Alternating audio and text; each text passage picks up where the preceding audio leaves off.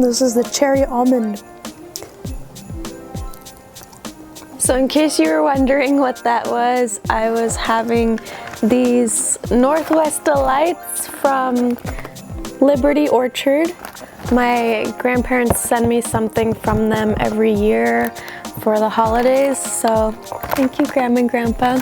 I used to eat Liberty Orchards pretty much every year around Christmas as a kid. Lately I've been liking the Northwest Delights. They've got, basically, they're kind of like these chewy, like gummy textured candies that are made with different kinds of fruit and nuts, but they have some on their website that don't have nuts too, so if you're nut free, no worries, they've got you covered. There's no gelatin in these and they're vegan friendly, so good to go on that front. Makes for a great Christmas treat or gift for other people. So instead of the usual recipe video today, I'm going to give you a tour of my vegan pantry.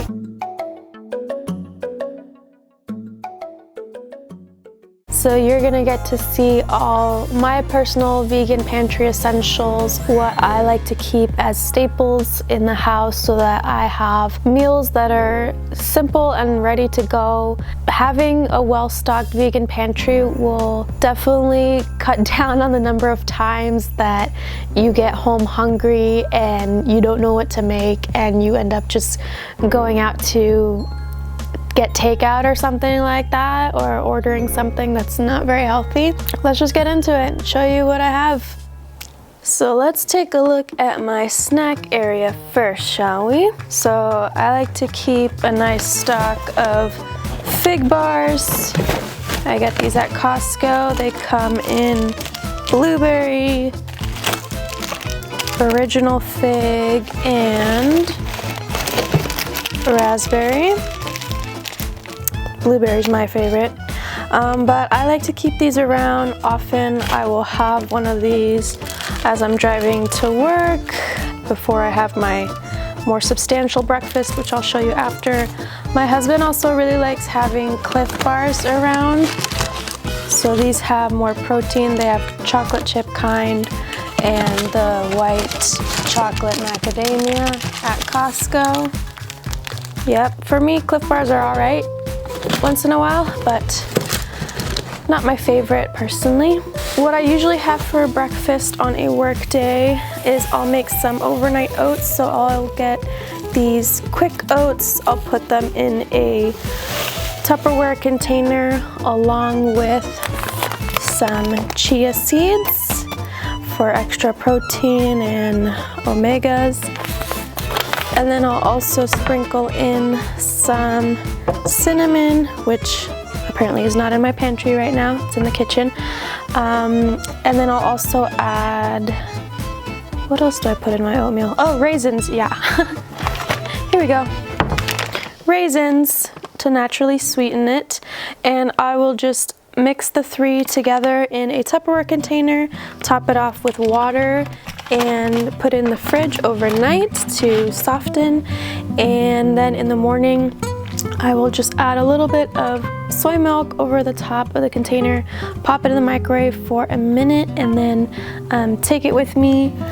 And if I get to work early, I'll just eat it in the car. Remember to take a spoon if you do that. I also like to keep a stock of fruits. I'm running low right now. I've got these red pears that my husband really likes, and I usually have some apples. I really should have brought more fruit today. I was at the store. And then I have these dried cranberries. Sometimes I like to have these with cereal. Lately, I've been putting dried cranberries on my pizza, which sounds really weird, but I tried it at this place called Zia's Pizza once, and I've been hooked. Pistachios is another snack we like to have in terms of having a salty snack. My husband really likes these too. And surprisingly, they have a lot of vitamins and minerals in them. I mean, they've got like 45% of the copper that you need and 20% of your vitamin B6, so who would have known? There you go, pistachios. Chocolate chips, good late night snack. These are, of course, vegan. They're semi-sweet chocolate chips. There's no dairy in them, so totally vegan friendly. And Raw cashews. I don't always keep these around because cashews can get quite expensive, but when they're on sale, which they were this week, I like to stock up. So raw cashews are great for making any kind of creamy sauces. You can make like vegan cheesecake with it. There's tons of things you can do with raw cashews in terms of vegan cooking. I think that's it for my snack area. I'll show you the next part of my pantry. Okay, as you can see in this shelf, I keep my pastas and a few other items. So here I have some rice ramen noodles. Again, I get these at Costco. Yum. I like to make dragon noodles. The recipe is by Liv B on YouTube. I'll put a link down below. But these cook really quickly. You just have to boil some water and they're cooked within about 3 to 4 minutes. So then you just drain them, rinse them, and saute them with some sauce. I like to mix it with tofu or veggies, and just the sauce is basically just soy sauce, agave or maple syrup, and sriracha. You can also use these for ramen soup, obviously. They're just a good little quick thing to have on hand. And then pastas, I have different kinds of shapes. I've got spaghetti back there. And then I also like to keep a good stock of tomato paste. So tomato paste is really useful to have on hand for making any kind of pasta sauces. When I make chili, I use tomato paste. Even sometimes for curry, I like to add tomato paste in there. It's just a really great flavor enhancer. Also for enchilada sauce, I put tomato paste in it. So it's a staple ingredient for me. Good to have in your vegan pantry. And then I just have a couple of box cereals back there for when we need a quick, lazy breakfast. And I'll show you what else is in my pantry. Okay, here are those raisins that I showed you earlier. I've got some Vital Wheat gluten. I don't use this all the time, but it stays good for a long time. It's just like flour. This is a key ingredient if you make seitan, and if you haven't checked out my recipe for that, be sure to check it out. How to make seitan roast. It's delicious. It's a vegan meat substitute basically. It's really good. I also have vegetable broth.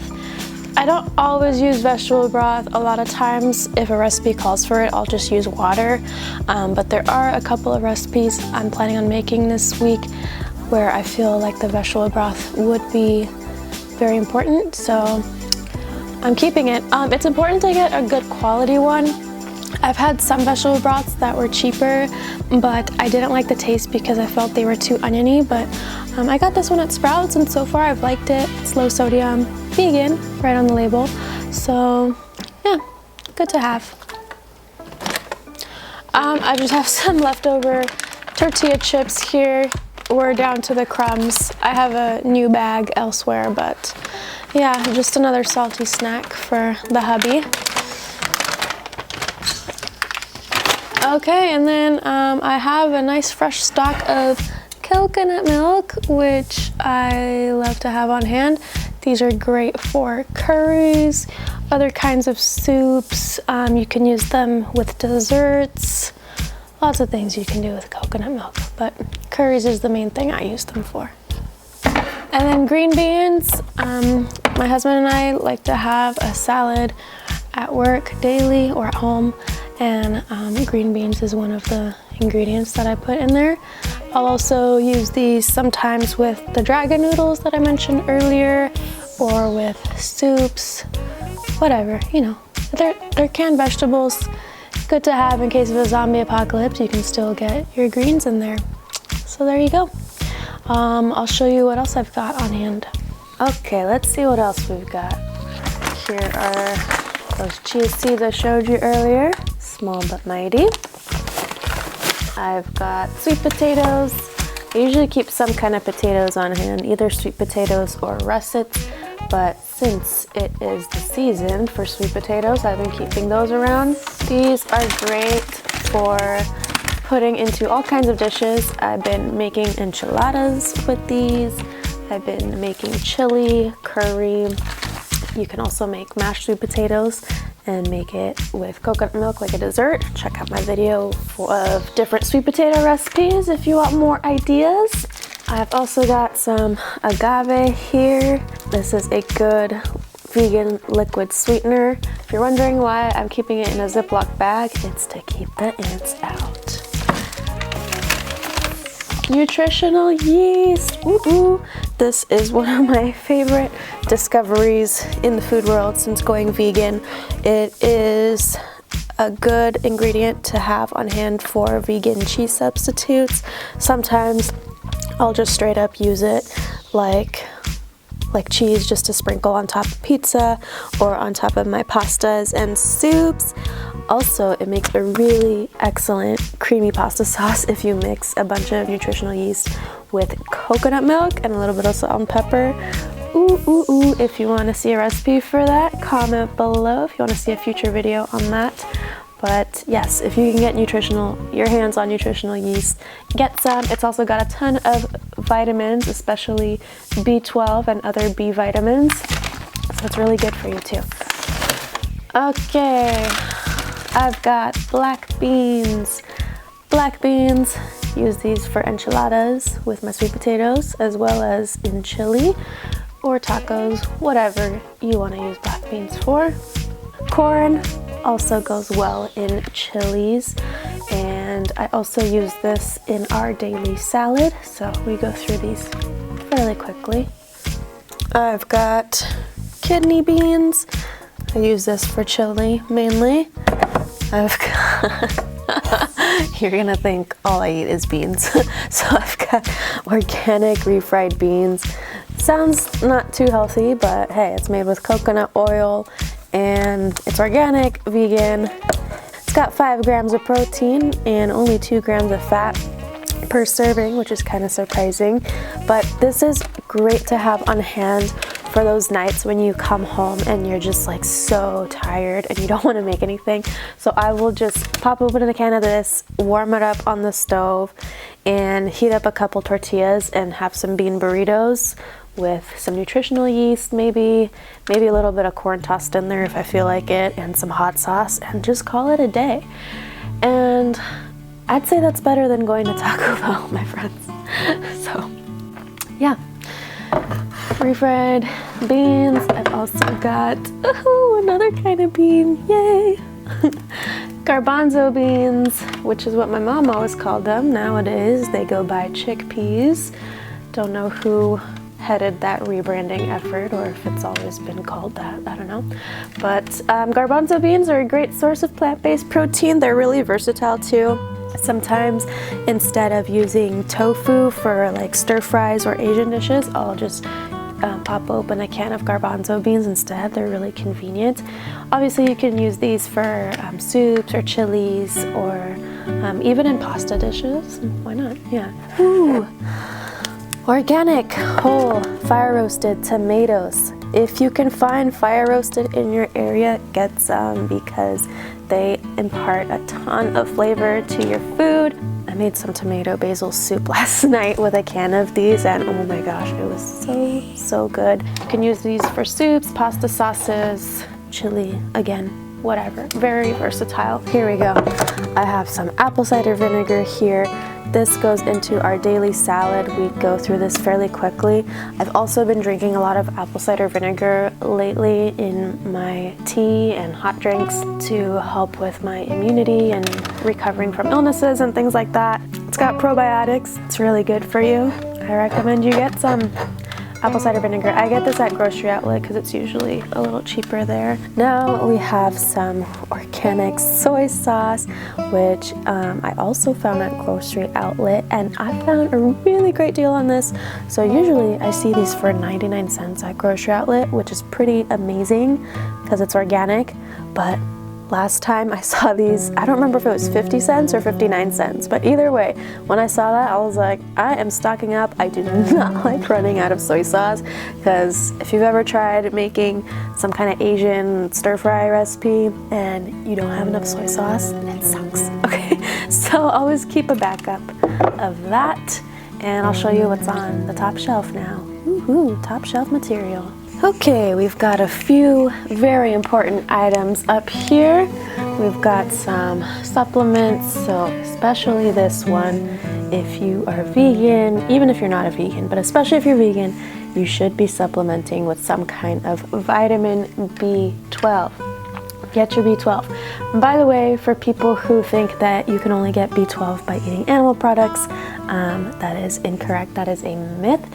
Animals themselves don't produce B12. It is produced by bacteria that comes from the soil. Anyways, I'll link some more information in the description down below if you want to check it out. But get yourself a B12 supplement. I'll put a link below in the description where you can order it online.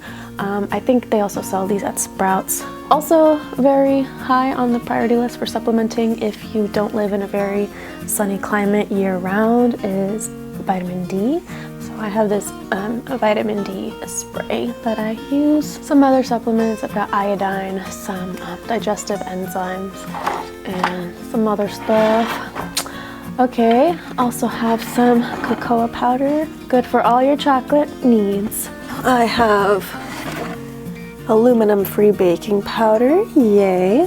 When my husband asks for pancakes, I use a lot of this.